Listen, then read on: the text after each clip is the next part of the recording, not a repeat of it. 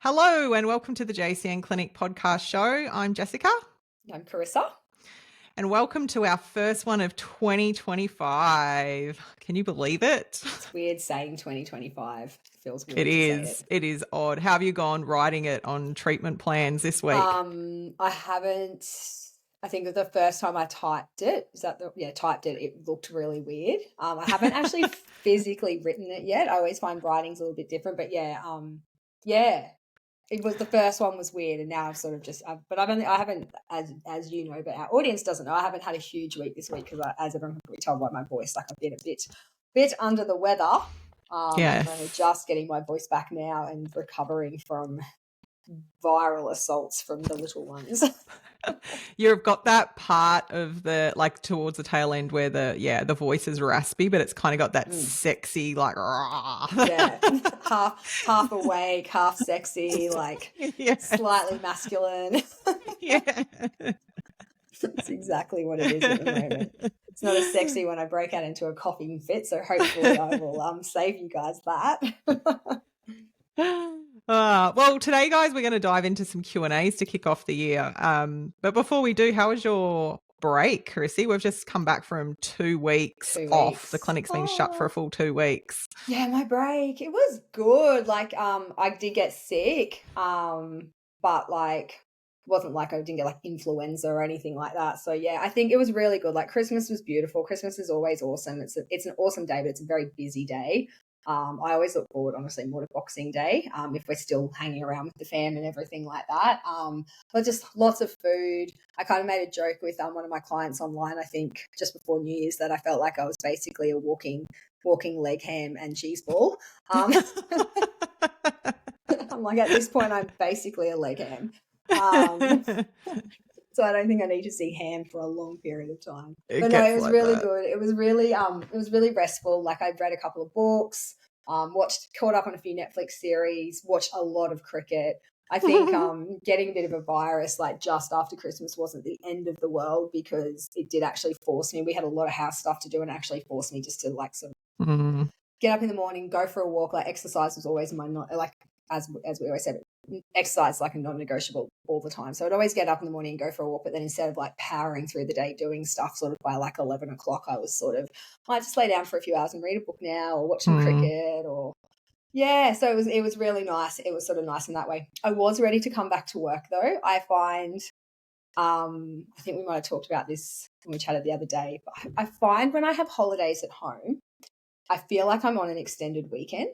And I kind of just can't get into the mindset, even though I'm relaxing and stuff, but I kind of just get a bit itchy feet and just want to come back into my work routine, if that makes sense, which I know is bad. Everyone's like, what's wrong with you? I even said it to Mick, I think, on about the Friday before we came back, even though I couldn't believe work was coming back so soon. Mick's like, oh, I don't want to go back to work. I'm like, I'm ready. I'm ready for my I'm ready for my routine. I like getting up in the morning, having my coffee, making our breakfast and our lunches, sitting down, doing my emails. Like, I really enjoy that couple of days of my week, a couple of days, like, my week of doing that, and then having the weekend. So, and whereas I think when you have a holiday and you go somewhere, then you don't want your holiday to end. So that's so true. Yeah, I totally, there's something about when you're at home, like I think I'm a bit better with having what I call a staycation. Yeah. As far as being home, but there is absolutely something about being away and being able to be completely out of your space. Like, I think when you're in your own home, you're used to the routine that comes with it. So like, it can get a little bit of a push and pull between the two. And what I love about being back at work is the same as you. I do love my routine of my mornings and just the sort of structure of the day. So I do kind of crave that. Whereas like when I'm on holidays at home, like I kind of keep it to a point, but it's obviously very, it's all pushed out and just a bit mishmash all over the place. And it's funny, isn't it? But yeah, it's like, you're not ungrateful. I'm not ungrateful for having time off. Like, I love having holidays. So I get antsy when I'm just at home all the time. Like, it's not antsy in a bad way, but I just, after like a few days of just chilling, I struggle to continue to chill. I'm like, okay, well, if I'm not going to go and do something, I might as well just go back to work. So anyway, I'm working on it, guys. I'm working on it. I love it. I love it. How was your break? What did you guys do? It was super chill, which was just what I needed because, obviously had a few little mini breaks during last year, but not really like a proper break. So it was good just to have a couple of weeks off that weren't jam-packed with too much. So we had a real mix between being away for a few days with family and then coming back home and then going away and coming back home. But it was just, it was very, very rejuvenating. And we almost ended the end of the 2 weeks with the idea or concept of treating Warburton like we were tourists. So like, let's just do what the tourists do because it's so hot down. It was like 40-degree days. And the river here just gets packed. Like you literally can't move down there. And it's just so ironic. You live here, but you feel like you just can't get in the river. So we went like on this adventure and found this beautiful water hole, which is crazy. We've only just done that. But it was completely away from anyone, like a real kind of hike in. Went to the movies, got some grilled, like nice. And it was just really like chilled, nice time to end the 2 weeks. So what movie did you guys see? We saw Gladiator, the new Gladiator. Oh, cool. Yeah. It was actually, I enjoyed it. I thought it would be like, I went in with no expectations. I thought it's probably going to be really corny and naff. And I was like, it's actually not like it was enjoyable. Yeah. I thought it was, sorry, you go. I was just going to say, it was Mick and I we were going to go see that, and then we looked at how long it goes for, and we were like, neither of us could sit still for that long. I bet. But I would go and see it. I love all those kinds of movies and stuff like that. That's the first movie. Well, I went and saw Moana 2 with the kids and loved that, but obviously trying to get Mick along to Moana 2 is probably like, it's not going to happen. Oh my God. I just remembered in the middle of the movie, well, towards the end of the movie, without trying to give anything away, I'm sure. Anyway, it's kind of spoiler alert, but not. There was this classic like end of battle scene where the good guy essentially kills the bad guy and they're having this big sword fight. Away, Jess. Like it always happens, right? The good guys always win. I'm not saying names. Which good guy? In this fight scene, he like slices the bad guy across the stomach, kind of opens up his intestines, and then like I think he chops off. It does something anyway. There's just like this gruesome death scene, and this person who must have been so invested in the film in the cinema just yells out, "Suck shit!" And Damien and I lost it, and we're trying to like not set each other off because it was just this person was just obviously they couldn't keep it in. It was just so like something they needed to express. Sounds like me, but when I watch the cricket, like I'm really vocal when I watch the cricket, not like in a Gladiator movie in the actual movies. Oh God, it was funny. And actually, the laughing, what you guys were just saying, it reminds me. I remember like when I was like not super young, but probably like late. It would have been, I reckon, maybe early 20s, maybe late teens. Maybe I was 18 or 19. I was definitely old enough to have a few drinks. Yeah. Anyway, we went and saw Castaway with Tom Hanks, right? And we were all a bit stoned when we went in, and so. Everyone is watching this movie so invested in it, crying. And as the ball's floating off, and he's like, Wilson! My mate next to me gets the fucking giggles, right? And then we all start. And then, once you start laughing, you can't stop laughing. So everyone in this whole movie cinema is like so invested in this movie, and we're just in hysterics, laughing and just going. I had to walk out of the cinema because I was like, I'm just literally wrecking this for people. But just the giggles kicked in hard. So oh my God, I love that you just remembered that ball's name. I was thinking as soon as you said it, what was the ball's name? Yeah, Wilson. There's so many memes on that. Yeah, exactly. But I've never been able to watch, like I've watched that movie since, and obviously not as a stoner, and totally enjoyed it and thought, what a good movie. But I just can't not think back to that time when I was probably like 18, I reckon I would have been 18, 17 or 18, and just like how differently I look at that. I can't take the scene seriously ever. Oh, man. I love it.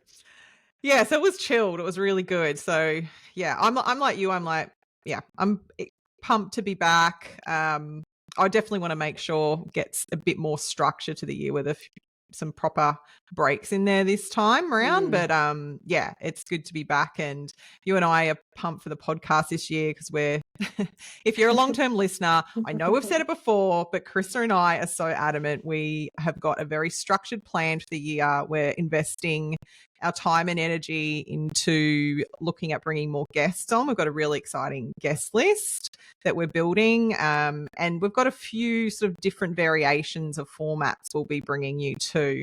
We definitely want to bring in a little bit more research-based podcasts as far as like particular topics you guys are interested in, and bring you up-to-date research. Without it being dry, it'll just be more of maybe a little bit more of an educational type format, but it'll never be dry, particularly with Russi on board. Hopefully not. But you guys do love a Q&A, and we'll make sure we sprinkle them through the year. So we thought it'd be good to kick off the new year with this. And you definitely didn't disappoint. We've got a good roundup, very diverse, super, super diverse. Very diverse, very impressive actually. It is, isn't it? Questions this time, yeah. Yeah. So we'll dive on in. Which one will I pick? How about this one? Now, some of them I've got names for, which are just Instagram handles that I'll share. Hopefully the people that use those handles are okay with me doing so. Some of them I don't. So this one I don't actually have a person for because Rochelle sent this through to us from her Insta. But the question was, what changes should you make to the diet long-term after you've had your gallbladder removed? I was like, this is a good one. It's a good one to kick off the year. Yeah, it is. I feel like this one is one of those annoying questions. Sorry, not questions, annoying answers. Annoying answers like, that way to shoot the question asker straight down, Jess. Well done. The question's annoying. No answers that we often throw out as far as like, it depends, which is important. Like I think with context or anything, it's about the individual. So my first thoughts when I see this is that usually there is some form of dietary change that may need to be integrated as a lifestyle, but honestly, not always. And this comes from like what I have seen clinically. Like I cannot express a diversity of clients I've seen with gallbladder removal who can pretty much eat the same as they always, well, not even pretty much, they just eat the same as they always did, versus the extremities of people that like are very, very affected by the amount of fat in their diet. Have you seen the same, Russi? Definitely. Yeah. When you actually sent this question through to me, I was like, oh, that's an interesting one because like you said, it's one of those answers that it depends on the person. I think it really also, what I find too, seems to depend on this, like a lot on the state of their general health and their microbiome in general is what I see. So for anyone who's, I guess, kind of not really sure what happens when you have a gallbladder removal, essentially it changes your digestive ability to deal with dietary fat. So and fat, it's not really, it's just fat in general. It's not like when the gallbladder and the liver kick in to help your body digest fat. It's not like it differentiates, an avocado from, I don't know, like I'm trying to think of something gross and fatty. Olive oil. Oh, gross and fatty. Oh, you're gross and fatty. Like like beer battered chips or something like that. You know what I mean? Like kind of in essence, like fat is fat. Obviously things are fattier, and saturated fats obviously have more of a tax on the microbiome and take more of a digestive involvement in breaking down. But I generally see, like it's so different. Like in mainstream medicine, that people are just told the minute you have your gallbladder removed, go on a very low fat diet. And just stay off fat for the rest of your life because you're not going to deal with it well. What I see, and I know kind of like what you see, as well, by the sounds of it too, is more it's just so different. I've got people that have no gallbladders that have what I would call high fat diets, but for it's sure. olive oils, eggs, Yep. avocados, nuts and seeds. It's all of these healthy fats, and their digestive system, because you sort of think you've got your pancreas, which also helps break down fat because it secretes lipase. So it's not like you have no digestive capacity to deal with fat. It's not like that. So, you know, so I think, I just basically agree with you that it really depends. Yeah. So yeah, that's it. And I totally think, I'm sure there'd be people that sit outside these parameters, but the key factor usually is, as you said, overall health. So like the bile secretion, or the gallbladder, being that main hub of bile, and how it would usually secrete that bile once a fatty meal is ingested, and the body knows that, or the digestive system knows that's coming through. If that process is taken away, it's not like the bile is completely gone. So we've got this little sac that's being removed, which is really great. Usually it's squirting out this nice amount that's needed, but the liver is still producing bile. So I often will say to clients, it's like a just constant dripping tap instead. So this is where I think about, well, how healthy is your liver? How healthy is your production of bile still? In relation to how that dripping tap is going to still be effective with that amount of bile, with the little drip, drip, drip. So that comes back to overall liver health. But then, as always, as we always say, that then falls back onto gut health. So how healthy is your microbiome overall? How much of a toxin load is potentially a poor gut putting on the liver that then can interfere with like a healthy liver? So it all kind of comes wrapped in together. And then, as you said, Rissy, too, like besides that dripping tap, there's also the enzyme secretion. So like if you've got really good healthy enzyme secretion with your lipase, so you've kind of still got all these mechanisms. So if everything else is working well, then usually most people are pretty good. And I think, to go back to the question, as far as changes, your context is what matters. So once the gallbladder's been removed, essentially, if I have a client, this would be more of like a slow and steady testing game. So if there's unsure, just start slowly introducing foods of different types of fats, even though, like as you said too, sometimes, you know, I overall different fats shouldn't matter. But I know you would have had clients too, like, oh, I'm good with avocado, but I find if I have too much of this food over here. So sometimes you do see cases like that, but generally it's about quantity. Yeah. So we would like slowly test that, trying to get you up to what is your normal level, like what you're comfortable with. Even right to the fact where you might one day go to the pub and have some hot oily chips and you're like, oh, okay, I can't handle that. Yeah. But you'll find that. But I definitely think what I would like to encourage people who've had gallbladder removed is to think about the context of your overall gut health. Because if you are one of those people that's had your gallbladder removed and you really struggle with fat, then think about, what can I do to optimize my liver health and then the bile production within the liver? What can I do to optimize my enzyme function?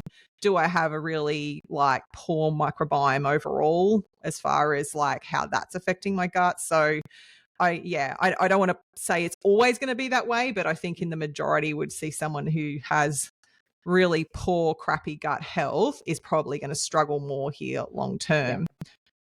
Sure, there's exceptions to the rules, but I can't even think of anyone anecdotally that I've seen like that.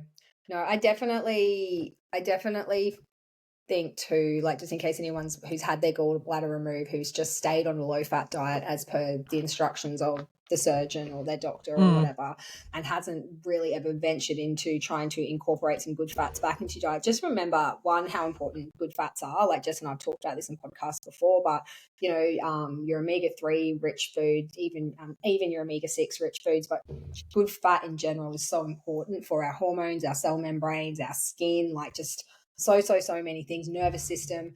But the threshold that you're sort of looking for is when you have fat, you shouldn't feel nauseous, sluggish. You shouldn't get loose bowels. So when we're sort of saying like find your threshold, if you have 2 eggs for breakfast, 2 runny eggs for breakfast, with some avocado on toast, and you feel quite sick after that meal for quite a period of time, that's beyond your threshold. If you have, like lamb shanks in, slow cook, so you kept all the fat in there, and you have that on a bed of mashed potato with some butter in it, and you have that and you get loose bowels, you've pushed your threshold. So it's fine. Like if you don't have a gallbladder, and you're not eating a high fat diet, you're eating quite a low fat diet across the board at the moment, we don't want you to go and push yourself to a stage where you're upset, obviously. Yeah. But there's usually the sweet spot across the board is usually quite broad, and that's where you need to find where you fit, because you definitely want to be able to have some level of good fat back in your diet. And most people after gallbladder removal, exactly like Jess said, if your gut function, everything's good, you should be able to get to a pretty good place with that without nausea, loose bowels, gut pain, all the things. Love it. Love it. Love it, love it, love it. Love it. All right. Question number 2. This is from Emily Slater. I hope she doesn't mind me putting her name with this, because it's a poo question. That's a good one for you. Pre-run fuel that is suitable for IBS usually have diarrhea 1 to 2 times during. So I take it this means that when this person obviously goes out for a run, they're getting diarrhea a couple of times during the run. This is relatively it's not uncommon. Like, I've got clients that have come initially that experience this, and there'll be plenty of people who run out there, I'm sure they'll be like, this happens to me, and it's often termed runner's gut. But this is where I think running meets gut health is really fascinating, because depending how long someone is running for, like, unfortunately can't ask Emily, but let's say she's going out for just like a standard 30-minute run, like, to have a diarrhea response like that in a sort of average run is certainly not normal. Where I say maybe a runner's gut could be maybe considered normal is when you're getting into endurance, and I guess even within a marathon, depending how much you're pushing your body, and into the ultra space, as far as like the demand on the body and what you're putting into your system. But that's a different discussion. But for an average runner, 30 minutes, 40 minutes out the door, this really shouldn't be happening. So usually, for us, it's always like, well, why is this happening? Let's deal with the problem. So like, I do want to speak to that, but also Emily is also asking, well, what is a pre-run fuel that's suitable for IBS? So she's saying she has IBS. For us, IBS, whereas like, again, like, what is causing the irritable bowel syndrome? Like, let's deal with that. But there are options that you can consider. But it is a little bit of a trial and error. Like, if you are going out for just like a 30-minute run and it's only 30 minutes and you've had a good carb-based meal the night before that sits well for you, you could definitely get away with getting up if you're going straight away in the morning, going out for like a 30-minute run. But if it was starting to get longer than that, I wouldn't do that on a sort of essentially like fasted gut. The reason I say that for someone with IBS is these types of people will find that they will be able to go for a run for half an hour on that carbs, well-stocked carbs from the night before, and not have that diarrhea, which can be highly, highly disruptive. Like, there's nothing worse than going out for a run and having diarrhea and like trying to find a toilet on the go. Like, it's just so distressing. So, like, a very, very quick answer, if you're like a 30-minute window, is like, make sure you have a really good carb meal the night before. And if that does it for you, like, that could be one option. But otherwise, what I would do is I'd look at some form of trying like a liquid.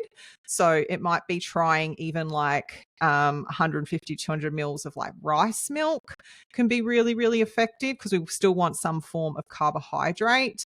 So you could do that. And then depending even on how you are with the good old banana, like with IBS, and depending on your level of tolerance of bananas, maybe even trying like just right banana and doing like quarter to third of a banana can often really be well tolerated. Or even looking at like a sports-based drink that you can have a small amount of that doesn't have fructose in it. So it's more of just a glucose base. So it might be like a classic carb electrolyte mix. There's lots of them on the market. That you could have like a half serve of to get you out the door, because often something that's like in a liquid form without any fiber is definitely going to be the best choice. And then if we are going to have something with fiber, we don't want the types of fibers that are going to kick off your IBS. But I would usually start with a liquid, try that, and then maybe dabble in something like a little bit of banana. I definitely wouldn't for this person be doing like a couple of dates or anything like that. Yeah. But just to the back end of this question, like it just really, as it would for Carissa, like it just itches away at you, because it's like, well, fundamentally, this is a problem with your digestive system. So if we can actually deal with the IBS, like deal with why your bowel is so irritated. And I've seen this with clients just time and time again. We deal with their gut and suddenly they're going out and having these runs or rides or whatever it is without trying to find public toilets every 15 minutes. Yeah. So that would be the ideal scenario. Yeah. No, I totally agree. I think, I don't even think I need to add anything to that. Perfect. But because we just don't know how long she's running. Like, that's the thing. I know. It could be 5Ks, it could be 15Ks. Yeah. So the fuel obviously varies so much and in that space. It does. But it really does. Like, I agree with you. Like I say to all my clients, and just obviously depending on them, but if you're running up to 5Ks, that's half an hour, really. Yeah. As someone who runs at a good pace, that's half an hour. Yeah. So, you don't really need to fuel before that. Like, I don't believe so. Like, I know when I was running, like if I was doing a half an hour run, I wasn't fueling before that. But anything over that, you just start to burn and die. Like, you need fuel. So exactly. But exactly. I'm with you. I think like dates are out of the question. Honey, probably, depending on the type of IBS this person has. Like honey, like there's those, but again, that's, such a FODMAPy thing. So that's so dependent. Even on like person. maple or rice malt, like a teaspoon of that. Even sometimes, again, depending on how long you're going for. I know it's a quick one, but and again, everyone's digestive tract is so different. But some of my clients do really well on a cold orange before they run. Like they'll cut it up, which is so bizarre because sometimes you think that'd be quite acidic. But for some people that would be an acidic pre-workout. But then for other people, they're like, no, it's like my body hits that sugar and vitamin C, and they just. So again, everyone's so different. So it'd be interesting to know how long Emily's running. I know. That's the itching, because also like maybe she's a runner who does a lot of kilometers during the week, and like that might work for smaller runs, but what about her other runs? And also maybe she's got a really high calorie load because she runs a lot, and like there's more of an importance to get some calories in before a run and to train her gut. So there's like lots of questions that roll on so for that. Many questions. I do think though, like I know I had a client last year and they really were getting, they'd never had issues like this, and something happened and then they were getting like that, almost like runner's colitis, like just like barely making it, like, they're big runners. Both of them where I worked with, both of them, but he specifically, like I think we only did 2 consults because it was that classic scenario of I've actually got to fix your gut outside of this for it to work for these runs. But he wanted just that quick fix for the runs. And I'm like, I can't. Like like we tried a few things and got it slightly better, but I'm like, we have to work on your gut health 100% of the time if you want to get the best out of these runs. I can't just give you like a diet for the runs. Like, you know what I mean? For the runs, pun not intended. But you know what I mean? So, or some supplements that will just, if that's the case, maybe just go and, I know it sounds horrible. I obviously didn't say that, but like, then to go and take some of those diarrhea stops or something like that. But it was so frustrating because I was like, I know like if you actually wanted to work on your gut health, not only will your gut feel better for your training and your runs, you will get so much more out of your runs and your events that you do. And that's what I was trying to drive home to him, but he just wasn't in that. He wasn't in that headspace, which is totally cool, totally respectful. I just meet people where they're at, but I just remember thinking, damn, like, because you guys they do so many events together, and I was just like, oh man, just anyway. Well, that's the thing, isn't it? And that's the thing, even with this question, like, there's definitely some good answers we've given her to use in the short term or long term, depending on how she wants to go about it. But fundamentally, if this is happening to you every time you run, like you're not going to be maximizing your energy levels, like as far as like how that's affecting your overall hydration and electrolyte balance and just overall recovery. And we see it with clients when you aren't having this happen, how much better they feel overall. And obviously even within that run, their overall performance. Recover. Yeah. Yeah. Like you can run 20 Ks and you can run 20 Ks. Do you know what I mean? Like you can do a 20K run and struggle and have to go to the bathroom and feel energy depleted. Like obviously 20Ks, I would be able to run that anyway, but you know what I mean? But like, or you can actually be fueled, prepared, everything you sort of talked about in your Kosciuszko one. Like there's such a difference when you fuel and train and have good gut health and eat it's the same as someone can eat 2,000 calories and someone can eat 2,000 calories of whole food. And both go and run an event. Like they're going to perform and recover and respond so differently. Like I just think, and it's the same with this. Like if you get your gut health optimal for your life, your performance in sport will be so much. It'll just be the same, be so much different. So, the other foods you'll then be able to consume too, like as far as around this running and just in general, that'll be so optimal. My current pre-run is like, of course, it's always the matcha. My pimped up matcha and 1 to 2 crumpets with so much of that vegan dairy butter. And I'm like, Jessica, this is a lot of fat to like throw at your digestion before a run. I'm like, suck it up. And then heaps of honey and salt. And I can like eat that and stretch and be out the door in like, 10 minutes after some stretches. And it's fine. Like, and you can't do that on a gut that is in such an inflamed state. Whereas I can like, there's such chalk and cheese between having that as a fuel in your system. Yeah. So, I know like when I go and do a big gym workout, like I'm like a thick piece of gluten-free toast with peanut butter, banana and honey and a coffee on almond milk. Like it's pretty much breakfast for some people before I even go and exercise. Like, and I will train fine on that. I can be exercising within half an hour. No digestive upset. That food is not repeating in me. It is just fuel. Yeah.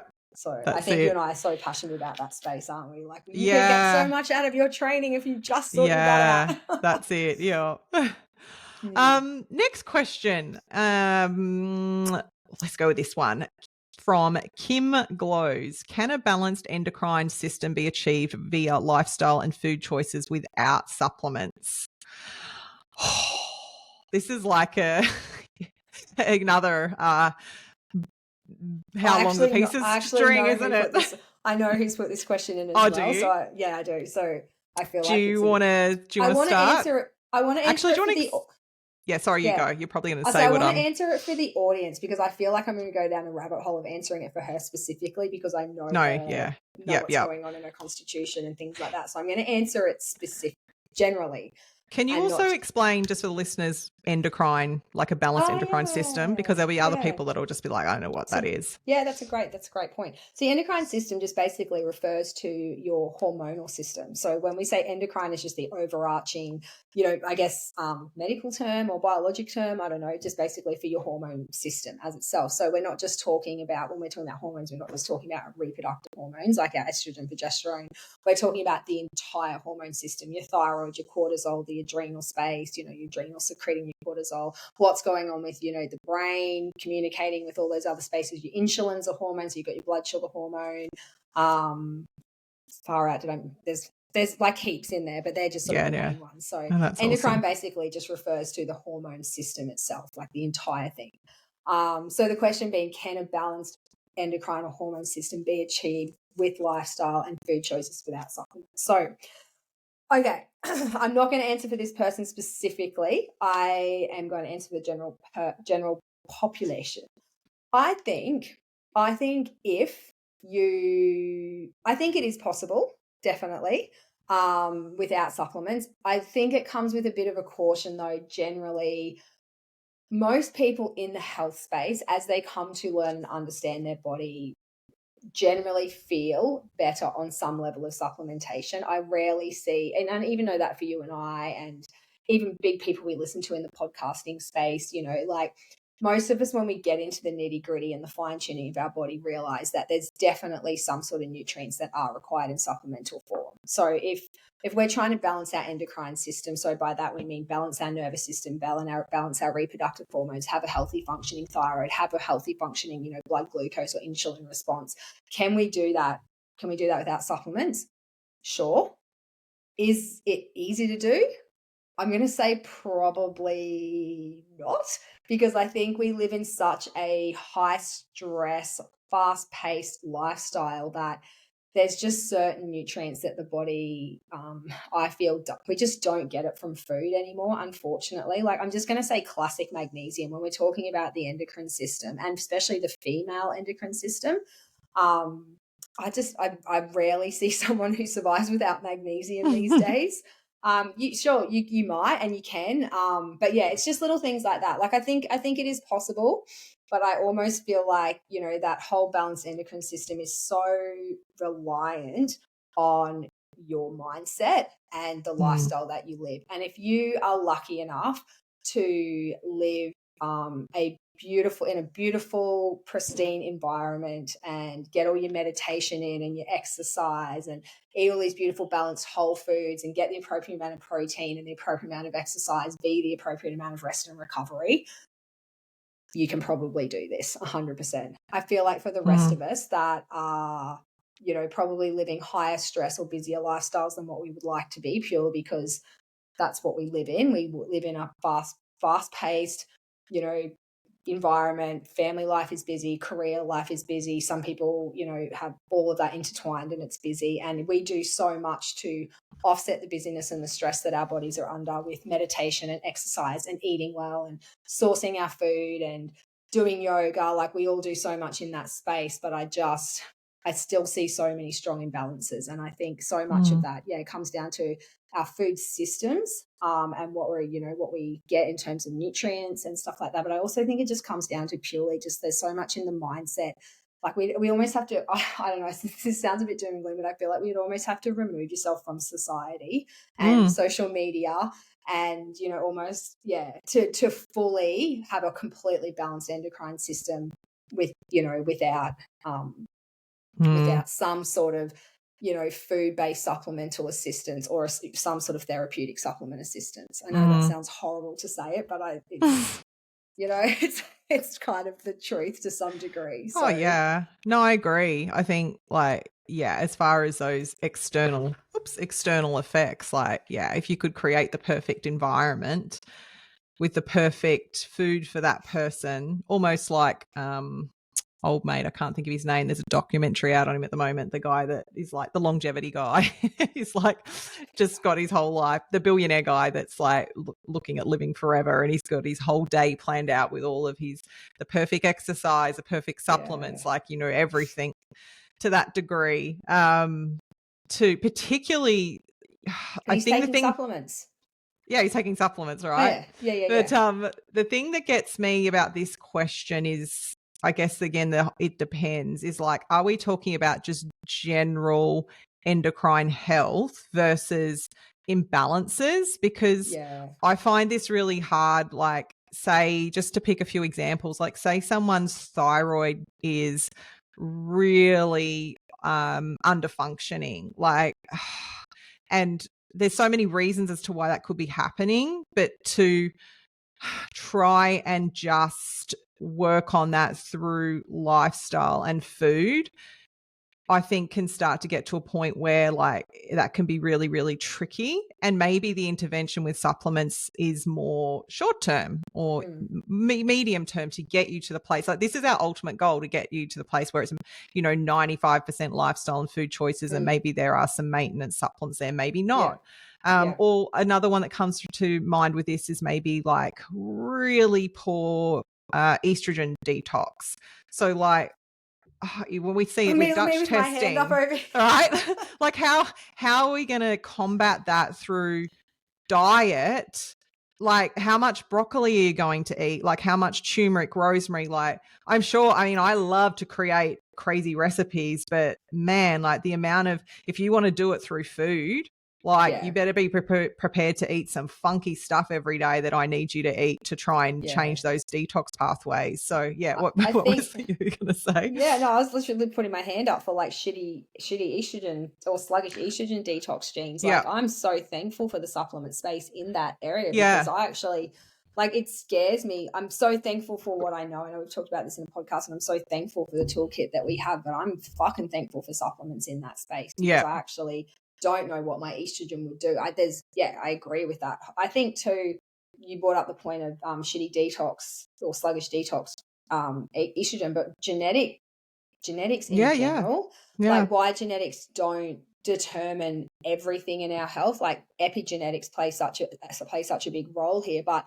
you are handed a blueprint, and if your blueprint doesn't favor, regulation of your catecholamines, so your stress hormones, for those people that don't know what those are, if your genetics don't favor a good breakdown and detox of those, or your genetics don't favor a good breakdown and detox of estrogen or whatever it may be, or they're pro-inflammatory, just the way the genetic hand you've been dealt with, how your body deals with inflammation, it's very hard to even just regulate internal stressors, let alone deal with environmental stress. And I think too, that's why we see, it's such a big question, isn't it? Because I know you and I would love the answer to be, of course you fucking can. I would love the answer to be, of course you can fucking eat well and manage your lifestyle and need no supplements. And our goal, obviously, as nutritionists, is not to have you on 20 supplements, is to have you on a core few. Once we've worked out a lot of your health stuff. But I just think, I don't know, I think there's just going to, just in the base of the general health state we all live in, that there's probably a big place and will continue to be a big place for some level of supplementation, personally. Yeah, for sure. I hope that answers this question. I feel like it does. Cool. It may not be the answer that everyone wants, as you say. But we're just being realistic. And again, I think just lastly, it definitely is a question that comes at from the point of view of depending on where a person is at, like as a sort of general health vibe versus like actual fundamental conditions or issues that are going on with their endocrine system. Okay, next question. This one's a little bit more of a shift of gears. I'd like to know why you both began nutrition, and do you see yourselves studying further? This is from Tanya, one of our OGs. Thanks, Tanya. I didn't have the name for this one. No, thanks, Tanya.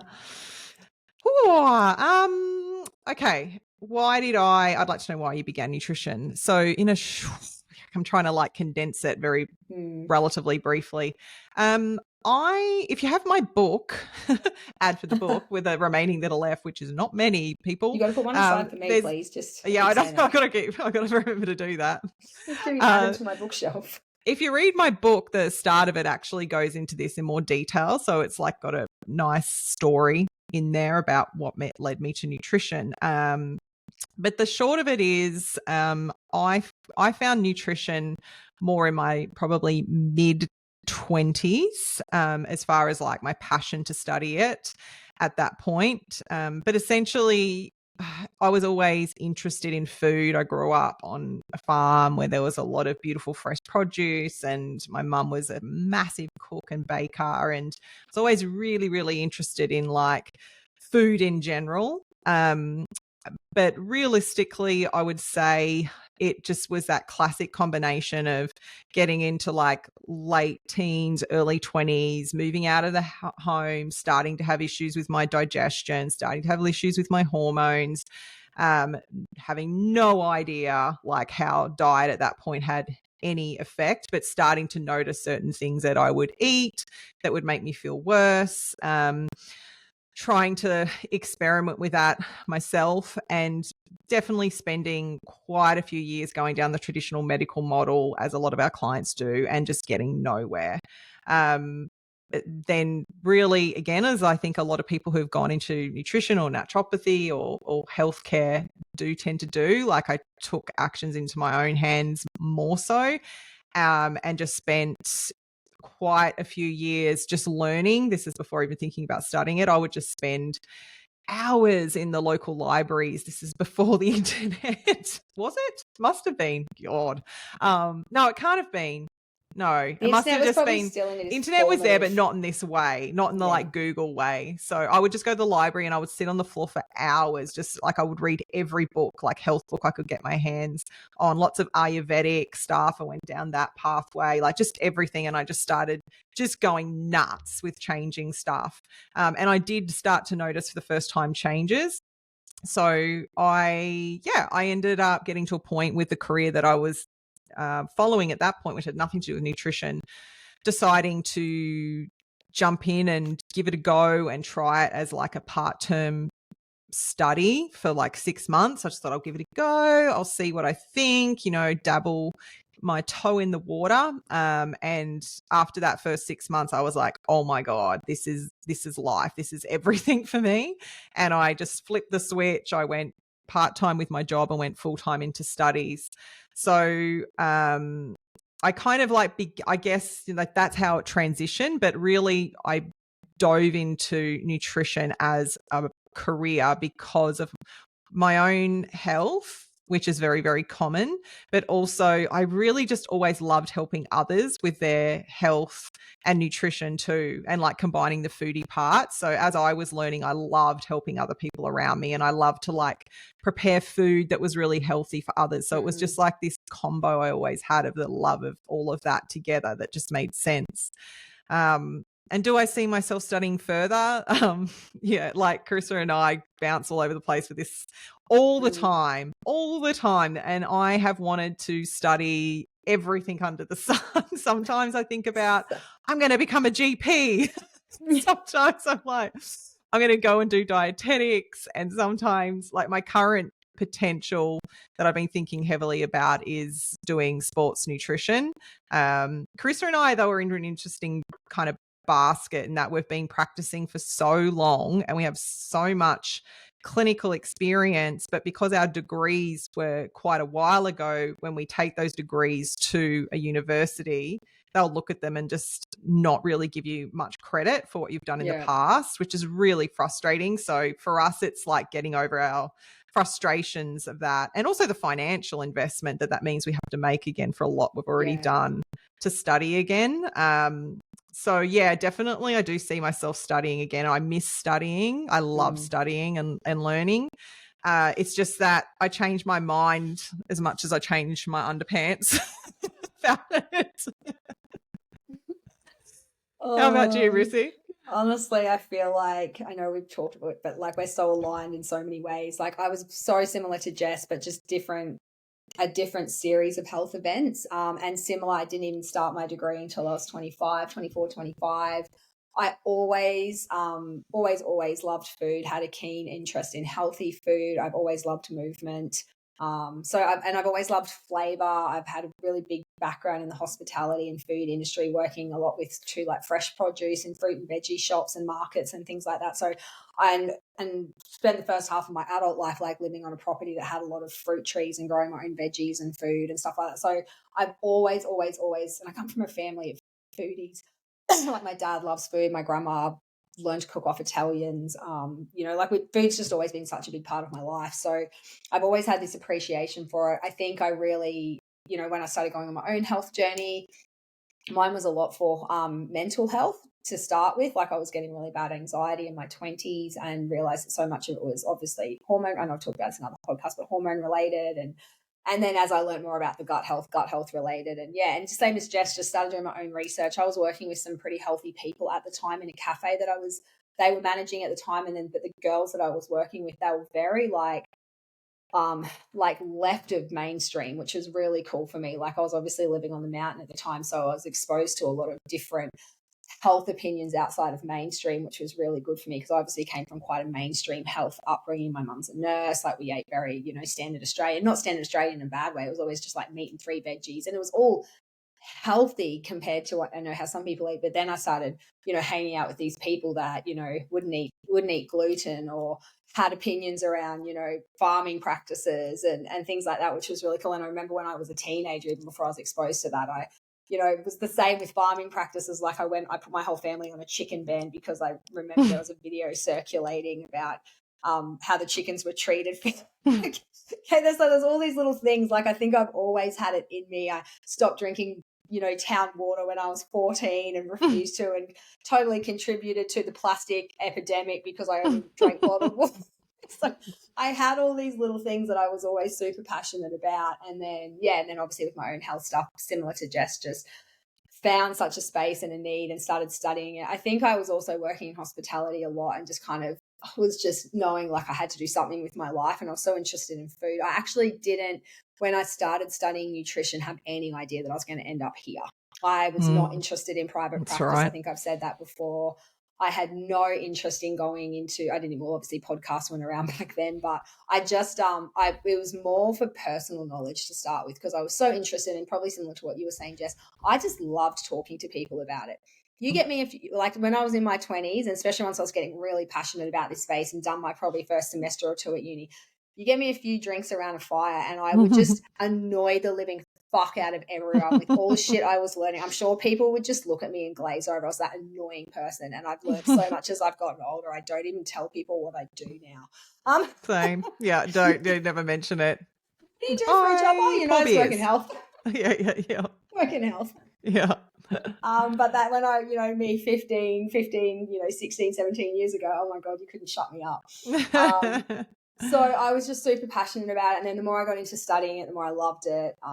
But yeah, I still, until I did clinic, wasn't even going to go into private practice. So I just thought there's no way in private practice is for me. I'm not interested in working one-on-one with people. And then I did my clinic, my clinic practicums at the end of my degree, and I was just hooked. Wow. Yeah, so that, and then it's interesting. What was it? I know I've heard that before, but just haven't really thought about it in this way. Like, what was it about the clinic that hooked you? Because I remember when I went into it just knowing like I wanted to do that, and then when I hit the clinic part of studies, it was just like reaffirming. But I remember other people who had your mindset that I studied with, who once we started clinic just actually didn't like it. So, was it the interaction and the talking? No, I don't think it was the interaction and the talking. I think it was the problem solving. To be fair, let's be honest, uni clinic is pretty basic. You're just telling people to eat more protein, have some, what was the supplement at the time, like whatever Magtor-XL was then, but 15 years ago, what Magtor-XL is now, but 15 years ago there was an old version of it. So I feel like clinic itself I felt was really general, but I think it was more like the problem solving that I really loved. Like I was lucky, I think I've said this before too, like I had a couple of really good lecturers, and they would just, when we didn't have clients, they would sit us down with case studies, and you just have to sit there and nut them out. And my little fucking rabbit warren brain just loves that shit. And I think that's what got me into it. And then I started realizing that this is, even though we were quite limited in the clinic context with what we could do, like I started thinking like, this is what it's like. You're kind of just solving a puzzle for people. And and I think it was that's that. Cool. Like I can't remember exactly what the defining moment was. And I think too, the two of the lecturers that I can really remember that really, actually three that really stood out, like they gave us a lot of confidence as well. Like I remember at the end of the year, like one of them actually sat down with me and she said, I don't say this to many people, but if you went into clinical practice, like you'll be one of the people that will make it. And I remember thinking, fuck, really? Because I like knew that, I thought I knew my shit, and I knew that I loved it and I was passionate about it, but she'd obviously just sort of watched me. She was a bit of a hard ass as well. But I remember and I remember thinking, oh geez, that's like that's really nice to hear. And I thought, fuck, I hope you don't have to say that to everyone. But yeah, I remember thinking, geez, because I really felt like I was sort of in a space that I belonged in when I was in like doing that practice and in those clinic practicums. So yeah, I don't know what it was, but I just knew that, that's what I wanted to do. Will I go and study further? Jess and I do talk about this all the time. I actually enrolled in another degree at the start of last year and pulled out of it just because of my own health stuff with my leg and taking on stress. I think I struggle with the concept, the older I get, I would love to go and study more. I struggle with the concept of the fact that study comes with such a massive and high stress load. Jess and I, I'll speak for myself, but if I was to go back and study, essentially I would have to probably halve my clinic practice. And still the amount of stress that comes with studying versus our clinic load, even if I was to halve it, I actually don't know what sort of mental state that would leave me in. I'm very aware and have worked so hard over the last 5 years to really set a really good work-life balance and work on my stress levels, because I can be so high functioning. and so just carry so much in terms of stress and load and not be good at saying no, that I've got myself in such a good place with that now. I don't know if taking on another degree would be the best idea. I sort of think if I was to do it, I'd almost have to stop practicing and just throw myself into the degree to enjoy it as opposed to be stressed out by it. So that obviously is daunting as fuck, and I don't really want to give up clinical practice because I fucking love it. The other thing is what I agree with Jess. It's the fucking cost. Like education in this country, I'm going to get on my high horse here a little bit, but education in this country is a fucking crime, how much we have to pay for it. Like my HECS debt still from the original degree that is now over like what, 10 or 11 years old, is still in the tens of thousands. Like we don't pay $20,000 for a degree. If you put it on HECS, you're sitting at 50K or more. So, you know, that's really, if you want to chuck another degree on top of that, I remember when I was looking at enrolling in a degree 2 years ago and the institution just said to me, I just put it on HECS. I said, but if I had your degree on top of my degree, I'm going to have $100,000 HECS debt. I don't even make that a year. Like, and you guys don't guarantee any, you know, career or education career outcomes at the end of this. And I think that's the other big thing with natural health is that, and this is probably another big like me on my pedestal thing, but I know Jess will agree with this. We don't get the recognition we deserve for the level of education we have. We did science degrees. We didn't go and do a fucking 6 months nutrition course. We didn't do a fucking, 18-month whatever it might be course and then go and call ourselves nutritionists. We went and did the hard yards. We did a science-based degree. We have continually educated and updated our knowledge and our skill set and stayed up to date with research, stayed up to date with testing. And we still are not well recognized outside of our space. And it's pretty heartbreaking. I think that sort of leaves a bit of a bad taste in my mouth, not because I don't want to go and become more educated, but I struggle with the educational institution, if that makes sense. And just the fact that, we have worked so hard to get to where we are, but it's still as a field, we're not super well, like recognized. I think, I know I don't get angry about it these days. I know a lot of people do, but I think for me to go and spend another $30,000 in a tertiary education institution, I just don't know if I want to hand them any more money at this stage. So I love the idea of going and studying more. I think about it all the time. I look at a master's in this and I love the idea of going and doing like something in, the mental health space. I love the idea of herbal medicine. There's so many areas like Jess that I just chop and change. I'm like, oh, I'd love to go and do that. Oh, I'd love to do that. But it's time and it's money, and it's kind of like when you work so hard to get a work-life balance, it's like how much, this is what I'm sort of coming to a realization at my ripe old age of 40, how many accolades do you need and how much education do you need versus where do you make space for the other things in life that are important? And that's sort of where I'm at a bit of a crossroads with that personally. Like I feel like I am educated enough to do what I want to do. And I feel like I continue to educate myself enough to continue to do what I want to do. And even though I would love those extra accolades and I would love to go and do those extra things, at what cost to the other things that I've worked so hard to achieve? And would that come at? Like, I love being able to, on my weekends, go and hang out with my nieces and nephews or go away camping and spend time in nature and bird watching, get the binoculars out. And I think, there's something would give if I took on another degree. Yeah. And I don't think I'm willing to sacrifice that ever anymore. I love that. Yeah. No, it's so true. And I love your honesty around it. I think it's interesting what you're saying about the frustration with like with our industry. Well, yeah, we say our industry, but with like our particular qualifications. I definitely in my younger years of practice, went through a really angry phase around it. And then I think, as you're sort of saying, kind of starts to flip to an acceptance component. And it's also part of, I mentioned a couple of rattled off a few potential options I've thought about in the past, from dietetics to like even thinking, about a standard GP. And really, if I'm honest, the reason for that is not because like I have a passion for those, it's more about the credentials. But the irony is we are now at a point, and this has been through discussions I've even had with my husband, Damien,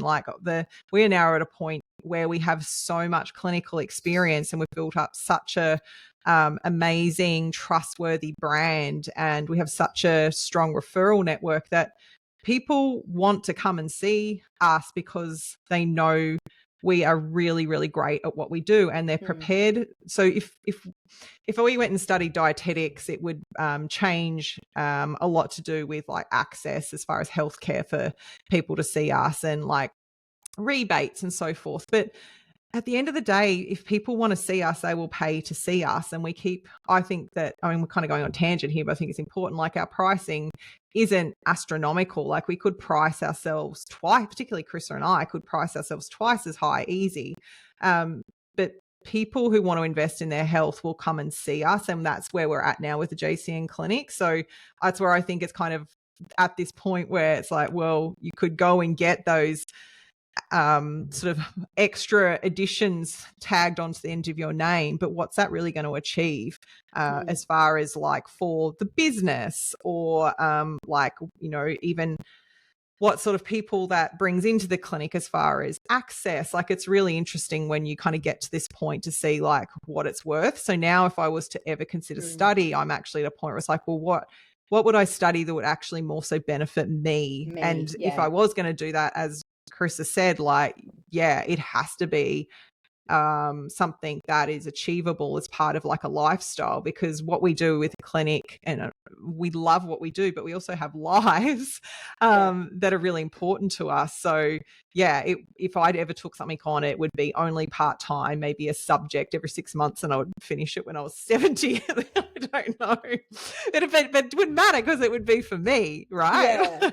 Yeah, exactly. No, I agree. And I know that there's so many people, like, I know I've got so many like other practitioners that I chat to in social media in the space that are going on and doing masters, and I'm like, I'm so proud of them. Like when I see them, I'm like, good on you. Like I would love to, but it's not saying that there's nothing wrong with it. Like if I had the capacity and financial side of it, like if I had the capacity to take on further study, continue to practice at the level that I'm practicing at, continue to be educated in the space that we're practicing in, because that's the other thing too. Like, you don't want to just go all down a rabbit hole of a master's of this and then completely spend 3 years and not update yourself in your current space, and maintain, like, so basically asking for the impossible, and maintain my lifestyle, which, you know, I value and love.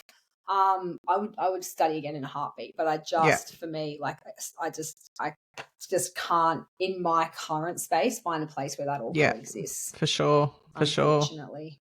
Yeah, and like you said, if I could do one subject and finish it when I was 70. But the unis don't let you do that, Jess, because that's what I found out when I enrolled in that other degree. Like, they have a timeline. I was like, well, that's fine. And that was the other, so many things. Like, there's so many reasons I withdrew from the degree I was enrolled in at the start of last year. But one was that I didn't get the recognition for. They wanted me to do a subject that was like $3,500 on functional testing. I'm like, mate, I could write you a fucking book on this shit. My God. And I'm like, I can provide references from the CEO of our company, you. I was just going to ask you, but I knew you would have done it. I literally sent them this email of all the different things I've done. Here's my level of understanding. You could take the class. I could take the fucking class, and there was a couple of subjects like that where I actually went through, because they said, unless you can provide adequate, I think there was like, it was about 10 subjects, like, but there was at least 6 of them where I was like, I literally, like, I live and breathe this. I can't do this as a subject and go back to basics.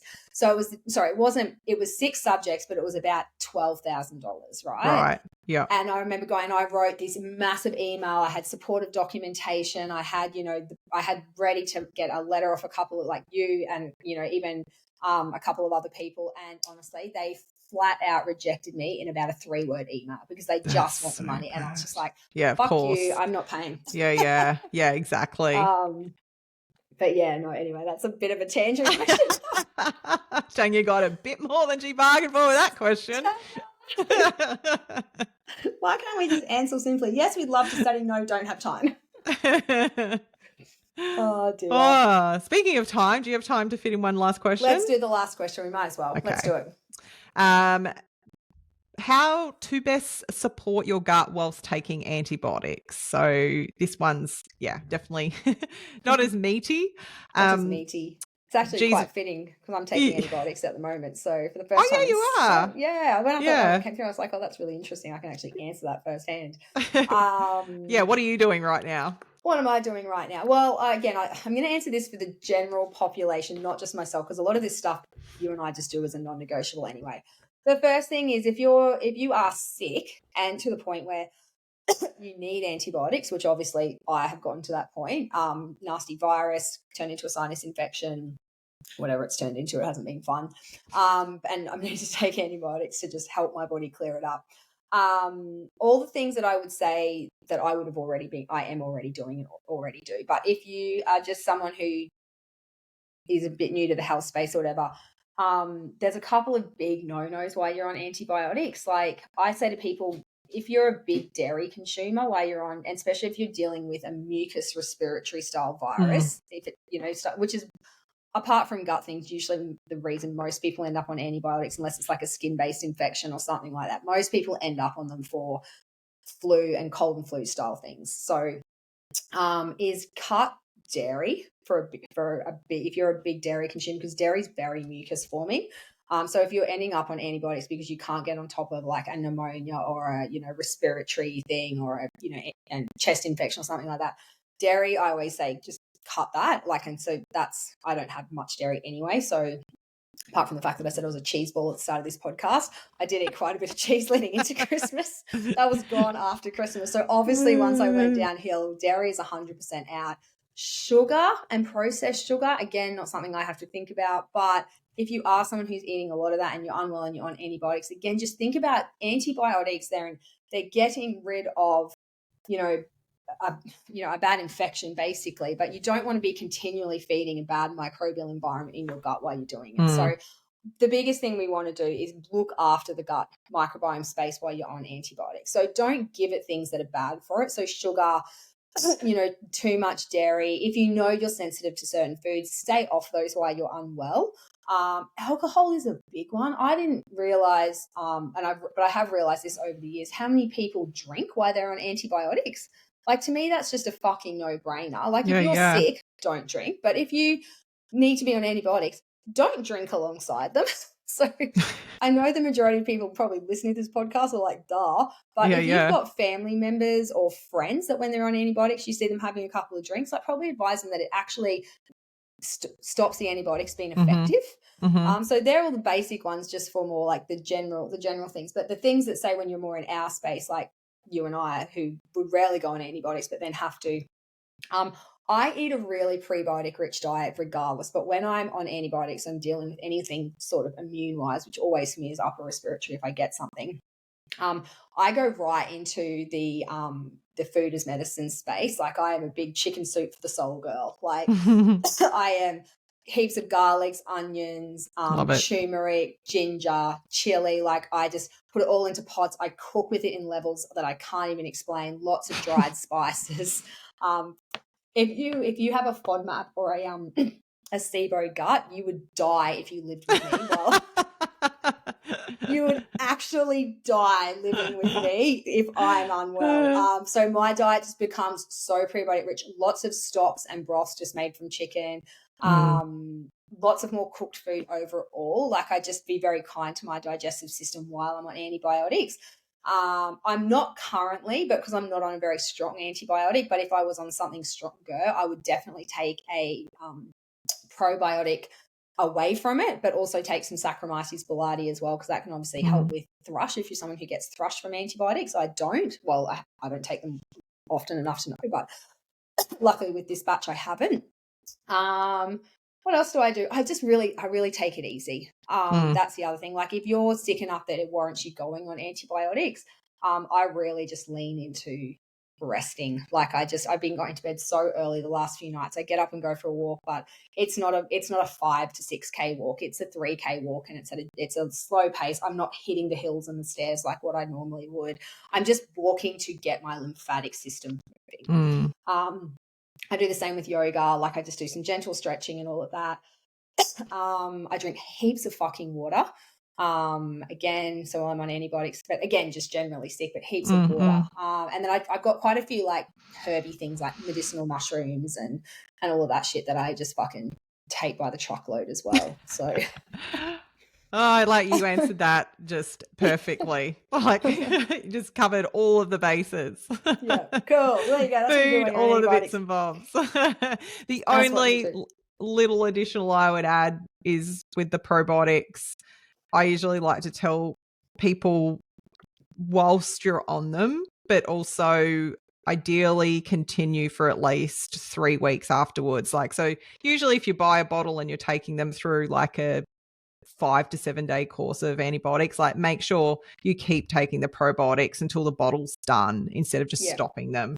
Yeah. Which is, again, I feel like kind of common knowledge, but some people just, again, don't know that's needed. I didn't think not drinking alcohol while you're on antibiotics can be common knowledge, but I was chatting to my sister 3 weeks ago and she had a UTI and I'm like, why are you drinking? And she said, well, there's other reasons for that. But she was just like, she's like, oh, why not? I said, you literally have a UTI, which alcohol will just make worse anyway. But if you're taking antibiotics, mate, they're not going to work. You're just going to have to, and sure enough, she needed more. But anyway, don't listen to your nutritionist sister. She knows fucking nothing. It's just like, what? It just blew my mind. And then and then I've said it to a few other people since then, like not in a bad way about her, but just us generally. And the general consensus in most people who is a no way I would drink on antibiotics. But I was gobsmacked. Anyway. That was a good roundup of questions. I really like that. So as we said at the start, we'll continue to do these Q&A formats. Probably bring you one maybe not once a month, once every couple of months. We'll get you to hit us. Yeah, bi-monthly. That's a term. We'll get you to hit us with your questions. They're always really fun to go through. We usually end the podcast with recommendations. I have one. Do you have one? I actually do. I was thinking of it last night. I just need to make sure I get his name right. Hang on. Okay, so my recommendation is either read the books or do a Netflix search. I actually read one of the books a while ago. I can't remember which one it was now because I've watched so many of the series. But Harlem Cobem he's an American. You probably would know some of the series on Netflix. They're just limited series, which I love. I love a good 4 to 6 to 8 episode series because I can binge it and then walk away for a while. I bet you would love that. Binger in me. But Harlem Cobem, they're all kind of like thrillers. Like a little bit psychological or a little bit like murder investigation. A lot of them, there's a couple that are subtitled, but a lot of them are actually just British or English, which I quite love a good English thriller. So, but yes, if you go into Netflix and just type in Harlem Cobem, all of his series will come up. And so can you think of one off the top of your head, like what a series would be called? I'm just curious. I'll just go into Netflix. Because I love usually like a British drama or thriller. Like I think the Brits make, or Irish in particular as well. Like they just make such good TV. Yeah, same. Hang on, I'll tell you because I'll tell you the ones that I've watched. Give you an idea of how much time I spent on the couch, guys. A fucking break. Oh dear. Okay, so The Stranger, Fool Me Once was one that came out a little while ago. That was okay. Familiar. Safe is quite good. Inside Man, Stay Close. Missing You is another one of his. Gone for Good. There's quite a few on there, and most of them are quite English British in the people like the. So yeah. The Stranger sounds familiar. Cool, that's a good one. Yeah. Some of them, they get you in, but it's good because it's only like 6 or 8 episodes. So it's kind of just like reading. It's like reading a good book. Yeah, I love it. Yeah, I came across one of his and then another one, and then I started realizing I really enjoyed them, and they'll buy the same. So I Googled him. I'm like, oh, he's a writer. And then one of his books that came up, I read quite a while ago, and I was like, oh, I remember reading that book. And and I'm not a big person for reading psychological thrillers or murder mysteries and stuff because they really get into my head, and I become so consumed by them that I fucking dream about them. I'm scared to go outside. So So I'm better off to watch the series. They consume me less than what a book does. A book just like takes over my fucking space and just Oh my God. Do you know when I was a early teenager, I went through a stage of reading. I was just obsessed with Stephen King. My dad and Yeah. my mum would read Stephen King, so then I would. I shouldn't have been reading them so young, but I just loved them. I was like that with It. When I read It, it screwed me over. I was scared to have a shower. I was scared to go to the toilet. Like, oh, it's just a state. I thought that clown was going to get me anytime, anywhere. Honestly, but I still couldn't put the book down. I went through a stage, and like, there's not a massive age gap between you and I, but again, probably just might have been a little bit after you being a teenager reading. But I went through. There's obviously the R.L. Stein Goosebumps, but then there was this big series called R.L. Stein Fear Street. So R.L. Stein, and he wrote, and so they were kind of like, they were psychological sort of thrillers, but they also brought in the paranormal. So they had the werewolves and the vampires, and so it was teenage literature. I was obsessed, but I was the same. I reckon I created such states of paranoia and anxiety in myself. This is why I'm so fucked up in so many ways. I should have had these things taken off me. Like, the same reason you should have been reading Stephen King, even though these were tapered for the teenage mind. I think they were actually meant to anyway. But yeah, same thing. Like, it's just, they get you, man. They get you. Good. I'm going to recommend a recipe, actually. Ooh. So right at the end of the holidays, speaking to like staycations, one of the things that I know I'm really chilled and relaxed when I feel like baking and making things again. Like, I love cooking and food, obviously, but sometimes when I've just gotten so busy and crazy, like, I'm like, I can't even be bothered. I start buying my bread again instead of making it, and just things like that aren't really usually what I would do because I love to cook so much. So I got back into making granola, and there's quite a few granola recipes on the website, but the one that I'm just loving, it's the gluten-free vanilla cinnamon granola clusters, and it's really similar in flavor to the Food for Health gluten-free brand. I made it off the ingredients of that at the time because we were buying it and Damien was eating it too, and I'm like, I'm going to make it. But it's so yummy. Like, it's like a combo of lots of different puff grains, and then it's got like buckwheat in it too for the crunch, lots of nuts and seeds, and then the sweetness of the maple, and lots of vanilla extract for that vanilla flavor that's in there. It's so yummy, and like, it's so, like, I'm loving it just with yogurt and fruit, and putting like protein powder, which is another little recommendation that I'm always trying to get clients to do, is to get vanilla protein powder. It has to be vanilla, and like mix it into your yogurt, and it goes like a mousse consistency. So create that first in the bottom of the bowl, and then put your granola and your fruit on top. And then if you want a bit of extra milk, you can put it on. So that, or I'm just going to the fridge and just eating handfuls of it as a snack. Like, I'll just open the fridge. I'm like, oh, hello, and just have some. But it's so easy to do, guys. Like, obviously it's just having the ingredients, but a lot of the stuff you'll have maybe 50% in your pantry. It's just buying the other stuff, and it's so much more cost effective. And it's just the taste like of homemade granola. Like, you just can't beat it. So I'll put the link in the show notes for the recipe, and pop it up on our IG stories. What? And pop it up on the IG stories. Oh, yeah, on the IG stories. Yes. And what? Sorry, I think I was like half muffled when I said that. Do you decipher that, Jess? Good work. Well, that's it, team. Thank you so much for joining us for this episode. And as always, like, if you can share, head and leave us a review. We'd love it. It helps people find us in this crazy podcast world that now exists. And if you have any questions for our Q&A, feel welcome just to DM us, whether it's us directly or the JCN Clinic. Like, we'll just store them away for next time. We're always open to those questions. But otherwise, have a really fabulous day or evening or whenever you're listening to this. Have a great start to the year. Happy January. Yeah, exactly. All right. We'll see you next time. Bye.